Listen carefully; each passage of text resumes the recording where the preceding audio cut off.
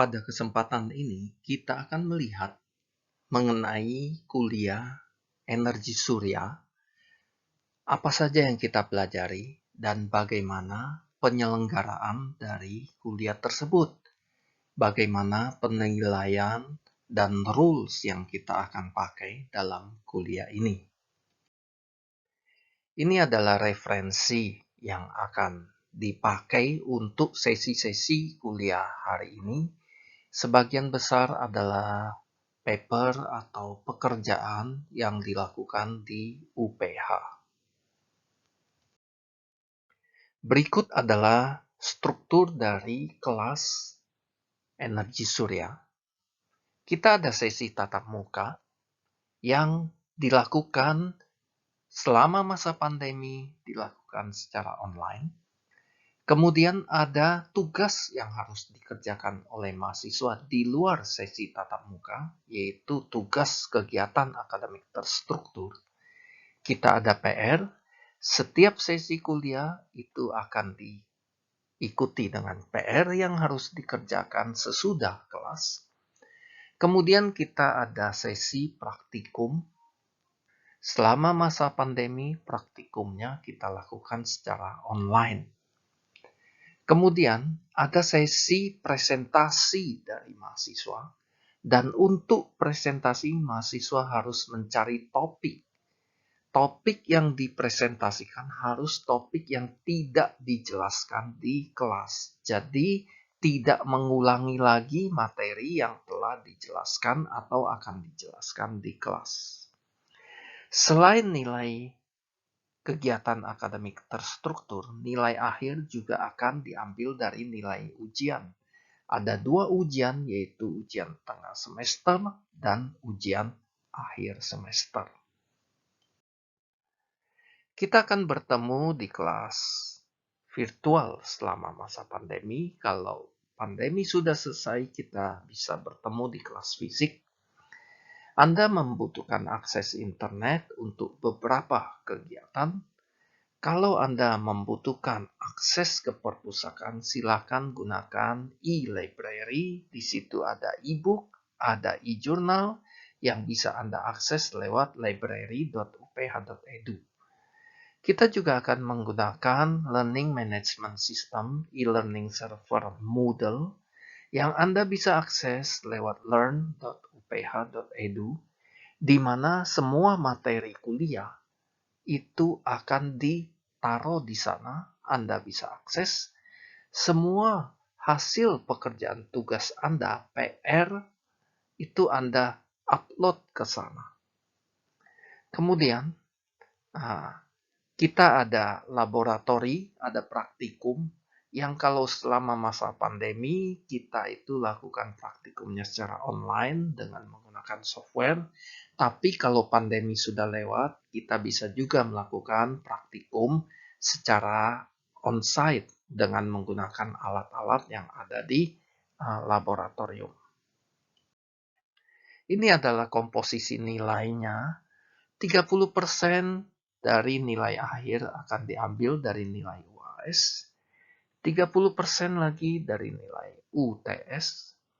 Kemudian untuk tugas akademik terstruktur, pekerjaan rumah 15%, presentasi 15%, dan laboratorium, pekerjaan praktikum ya, dengan laporannya itu 10%. PR itu akan dilihat, diperiksa, kalau terdeteksi, kalau ada kesamaan atau dianggap kopi dari temannya, maka akan ada pengurangan nilai, baik yang menjadi sumber maupun yang mengkopi. Kemudian PR dikumpulkan dalam batas waktu paling lambat 1 minggu sesudah kuliah diberikan.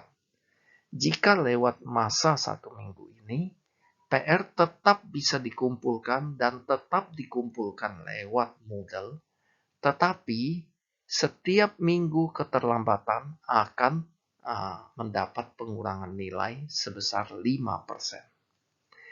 PR atau laporan praktikum itu tidak bisa disubmit lewat cara lain, misalnya lewat email atau WA, itu tidak bisa, hanya bisa disubmit lewat Moodle.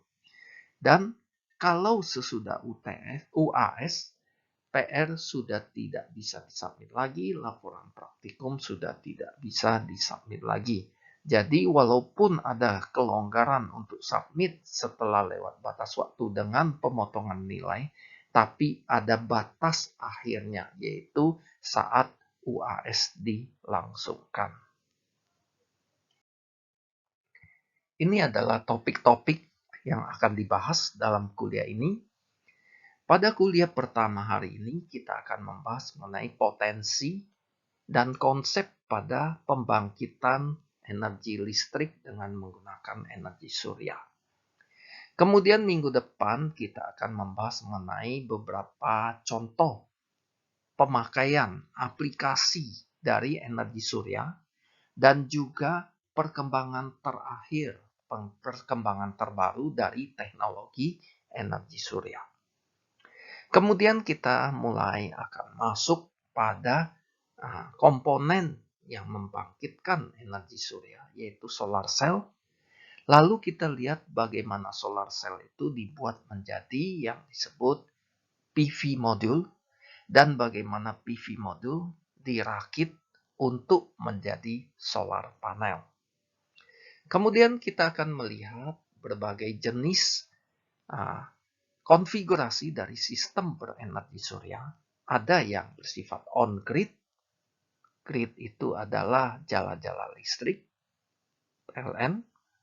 Ada yang off-grid, jadi on-grid itu terkonek ke PLN, off-grid itu tidak terkonek ke PLN.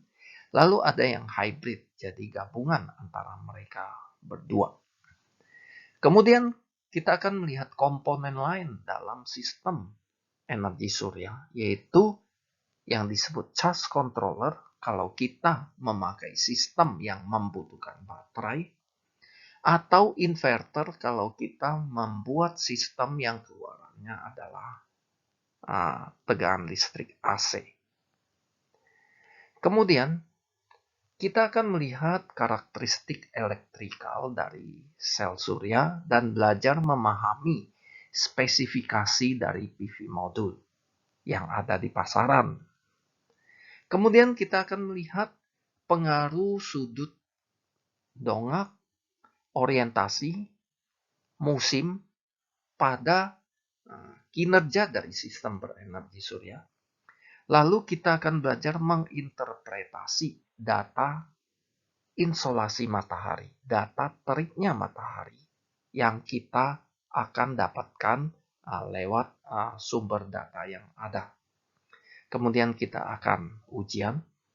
Lalu sesudah itu kita akan membahas komponen lain dalam sistem berenergi surya, yaitu baterai.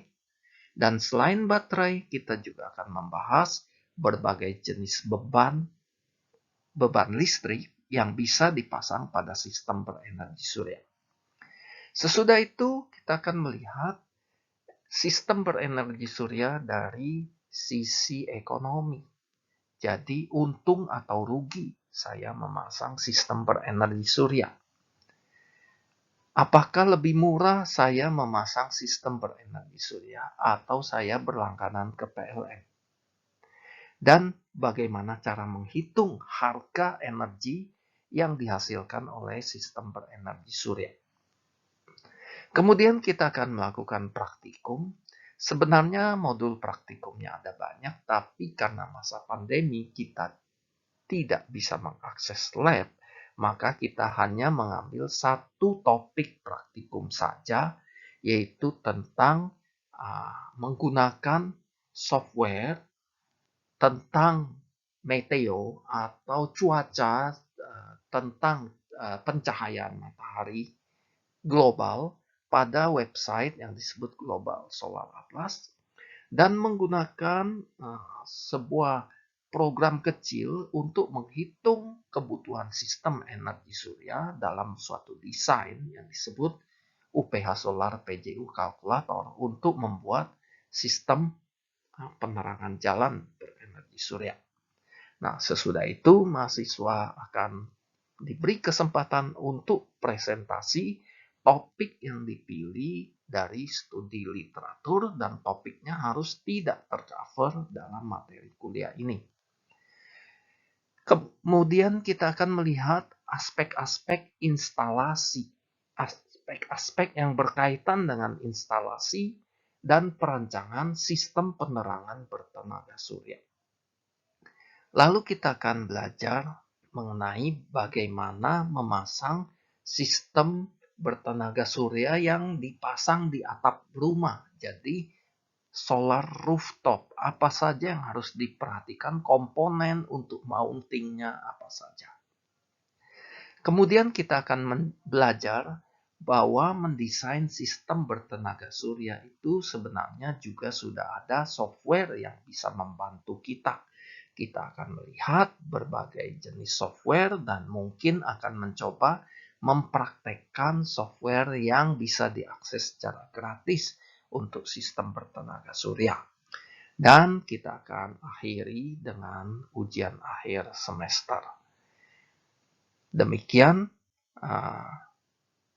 segala hal yang terkait dengan kuliah mengenai energi surya. Selamat belajar, semoga banyak hal yang bisa kita pelajari pada semester ini. Terima kasih.